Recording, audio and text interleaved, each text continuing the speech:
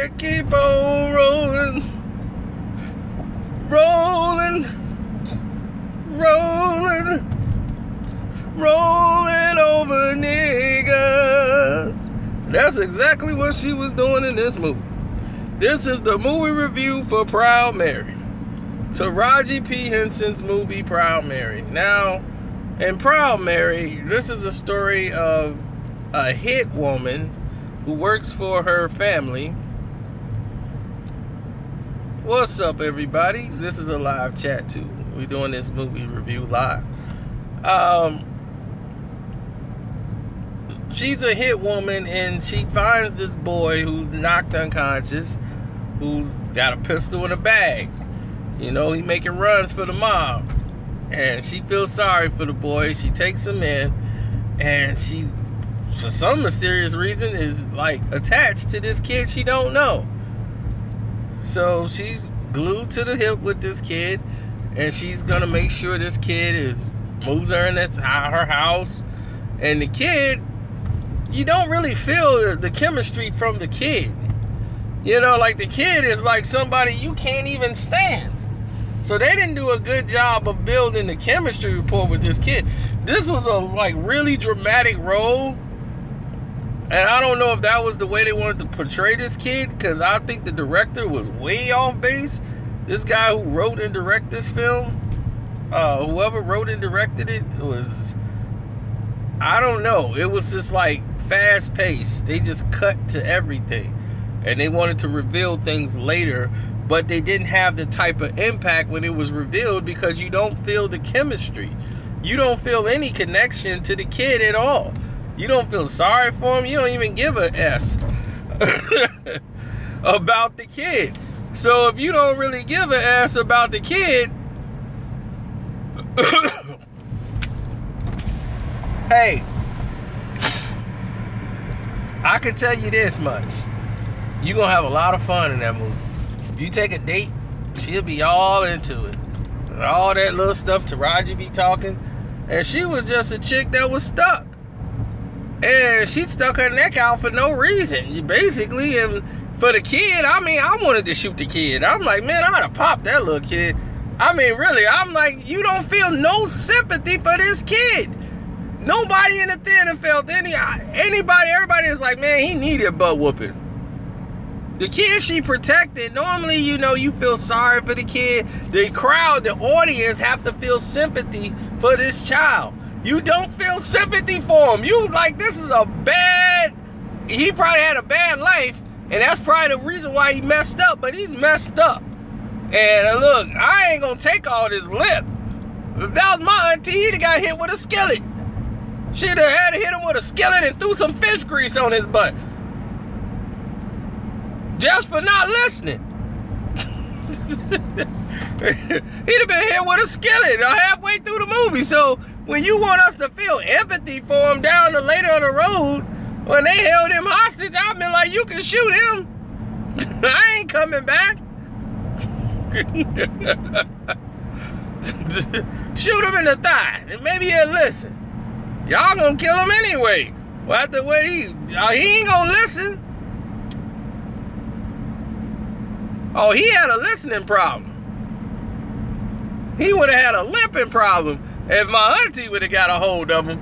All he had to do was stay with our family for a little while. Oh, he would have got he'd have been at full attention once that extension cord got her talking to him. To reach out and touch somebody was coming real quick with that extension cord. He'd have started listening real good. His listening would have been cured. He'd have been like, I think I'm hearing stuff. Shoot, they don't play. His listening problem would have got solved.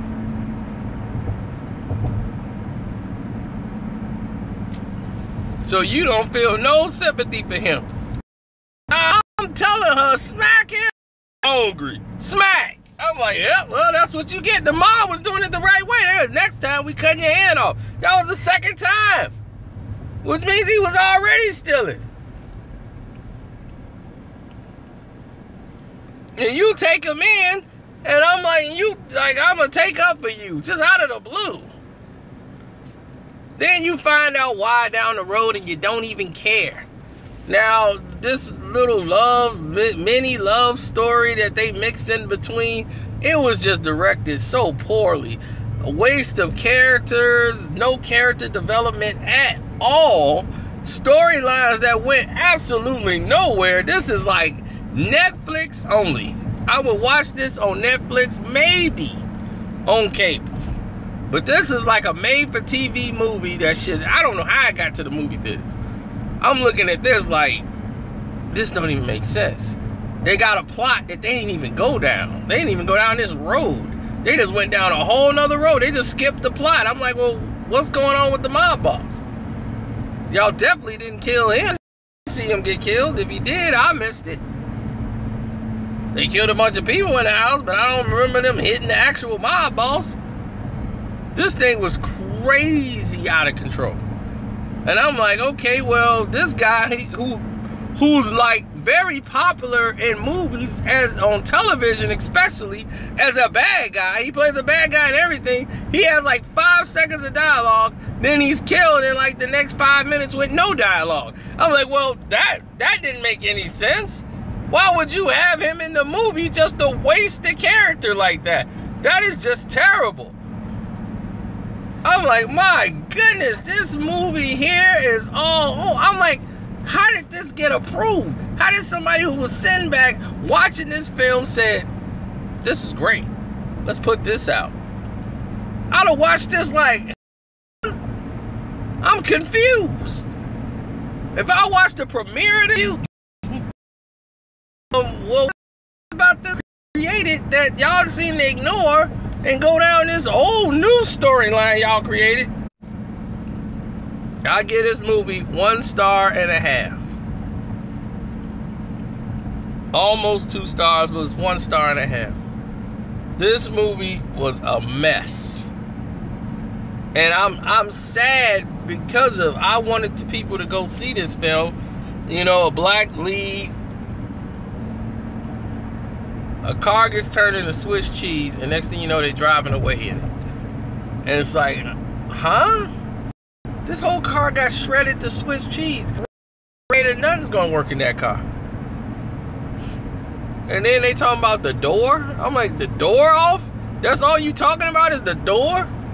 This car won't even start. This car won't even turn over as many bullet holes as in that car. Are you kidding me? This movie have a lot of plot holes. It's just wow. It's you will be blown away. And I went into this trying to like the film. This is what I wanted to like. I'm like, this is my movie. I want to like this film. I got the doggone card. Proud Mary, I was proud of you. You didn't give me nothing to be proud of in this film. I'm just like, oh my God, this acting of this kid is terrible. He's missing his marks. He's not likable. The chemistry is not there between her and him. I'm like, this film here is next to ridiculous. It's 1.5 stars, and that's the best I could do. I cannot lie to the people. That's one thing I cannot do. Even if you're black and I want you to make money, I swear to God I do. But I cannot just sit here and say it's a 4-star movie just because you black. And I like Taraji. I cannot say that. This movie is far from that. And anybody who know anything about film will say, dang, this movie should have never been at the movies, Joe. It's something that's supposed to be at the crib. I mean, it's just bad. All it is, she walking around shooting people in the head and like, bang, bang, bang. But it's a good date movie. You take a date there, you might get a blowjob and halfway through the movie. That'll let you know the movie bad. That'll let you know the movie bad. It's real bad when you can get a blowjob in the movie and the chick don't care about missing the movie. It's bad.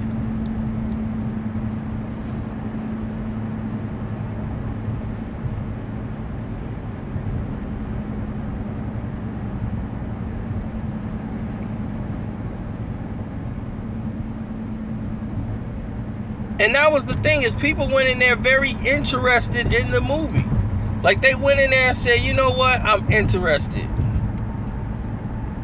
I'm interested in knowing what this movie's about. And you know what? You know what they got for their money? They got a movie that wasn't that interesting.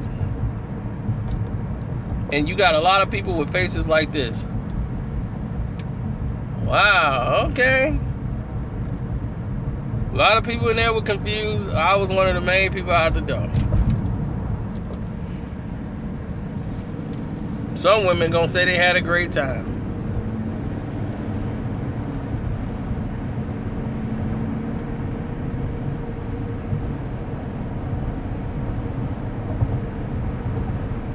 I wouldn't say it's because of Taraji. I wouldn't blame Taraji for this at all. I really wouldn't. I would blame the people who approved this.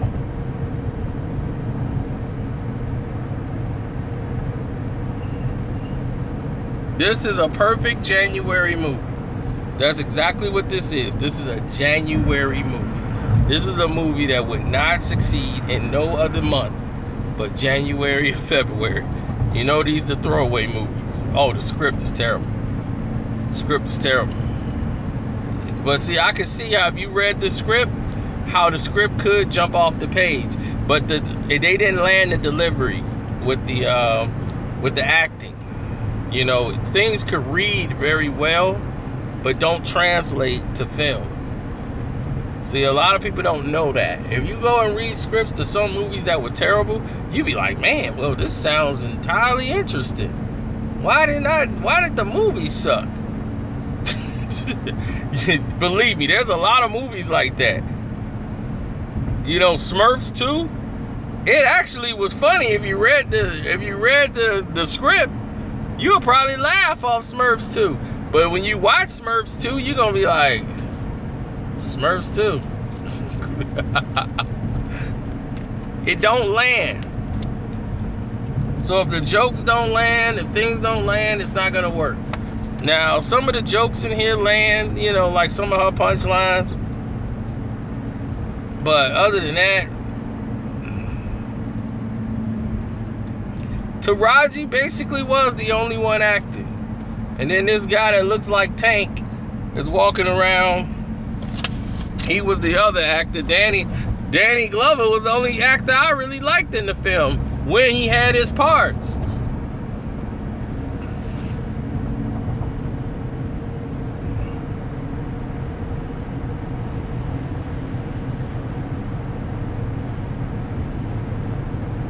But they abandoned this. I don't know if it's because of the budget. They abandoned the whole script. It's like, okay, I see where the script is going. They basically cut that off because I guess they couldn't afford to have the actor in the movie this long. So they cut him out. They cut this out. And I'm like, well, what am I watching now? Now I'm watching a script with like 3 people. It's like, look, this is all we got. 3 people and a bunch of extras that's gonna lay down when she come in here shooting. That's it. So I'm like, okay, well, we're down to 3 people.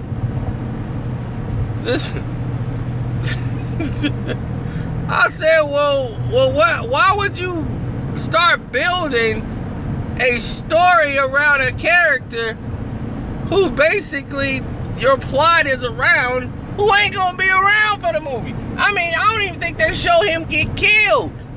At least show him take a bullet. I remember they went to the house to shoot people, and I don't remember him being shot. I remember all the crew being shot, but I don't remember him being shot. Maybe he did get shot. Maybe I missed that. Because there's a bunch of bullets flying, and you said all headshots. I'm like, oh God, I understand they're marksmen, but this is just like really easy. This is like a video game now. Can we at least like change the narrative a little bit here? Oh, wow. And I'm sad because I want to like this film. You know, I want to say, yeah, go out and see Proud Mary.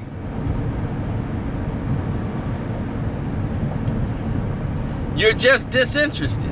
That's it. You're disinterested. You'll be on your phone and halfway through it. And if you got a chick, you might get a BJ right in the middle of the film. I'm just saying. You might. That's how disinterested she gonna be. Depending on what theater you in.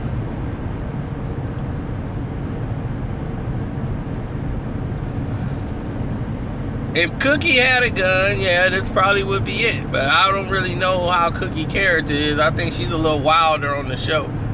This girl was a little bit more balanced and a little bit more of a professional hit woman. But still, you know, she took a lot of mess from this kid, and he did everything she told him not to do.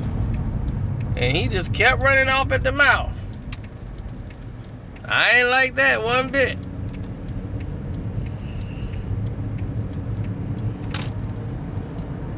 I don't like kids running off at the mouth. Like I said, my auntie would have threw fish grease on him just to get it started, to let her know she meant business. Then that frying pan was coming right behind it. Boom! And when he woke to, he'd have knew. I think I better watch my mouth. And then he would have never had that problem again.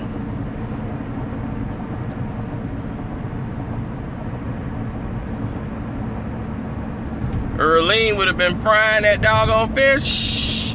So she said, oh, stay out of my room. So he went up in that room. You been in my room? Well, I saw something up there and I was at her.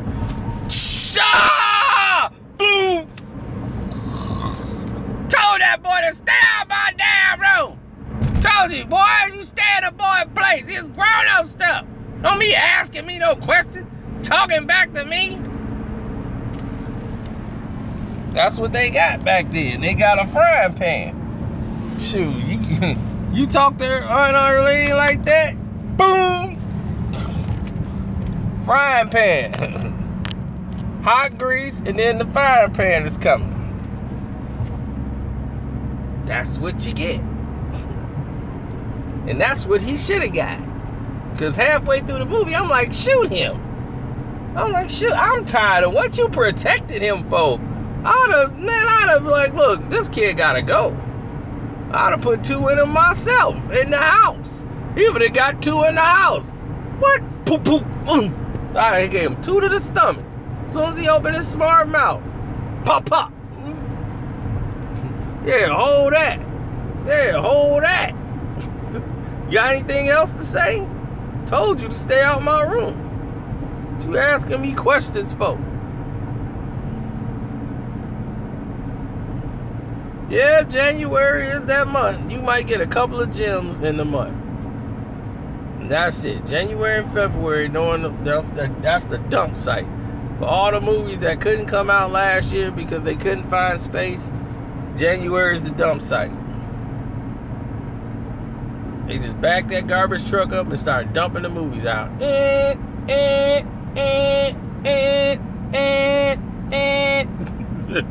And there they are, dumped.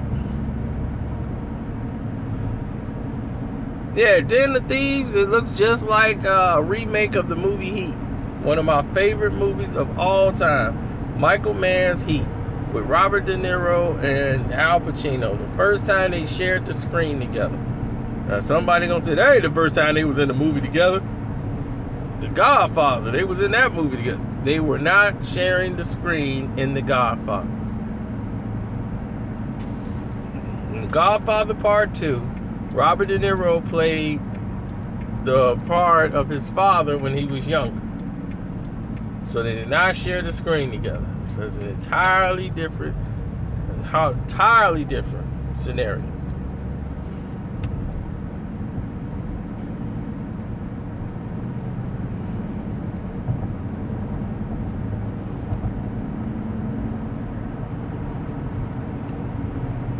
Heat was my movie. Heat was smart. It was very well written. It's Michael Mann.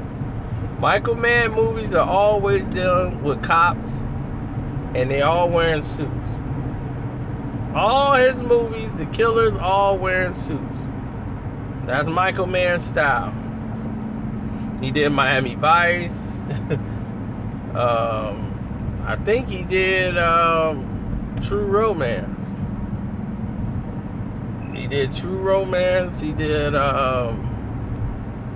I'm not mistaken, he did Heat, Miami Vice, Manhunter, and that's my turn. I forgot where I live.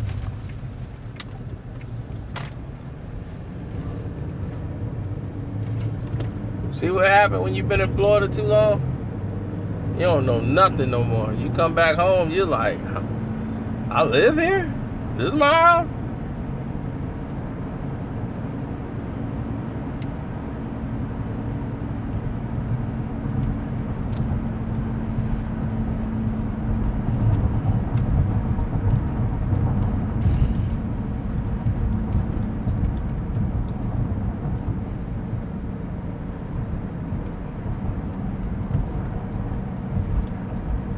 Oh, well, black film has done good.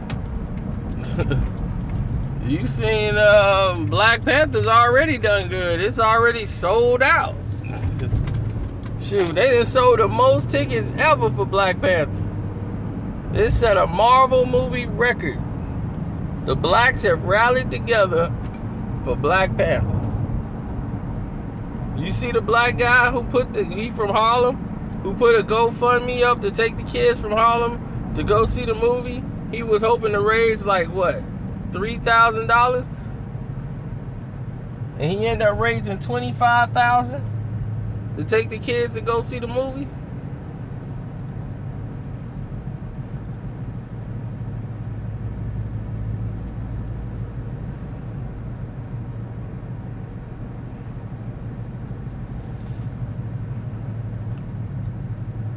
It set a record. It set a record for the most tickets sold in Marvel movies history for a pre-sale. Now, it's got to deliver. Traditions into the film. So, I'm very excited about that.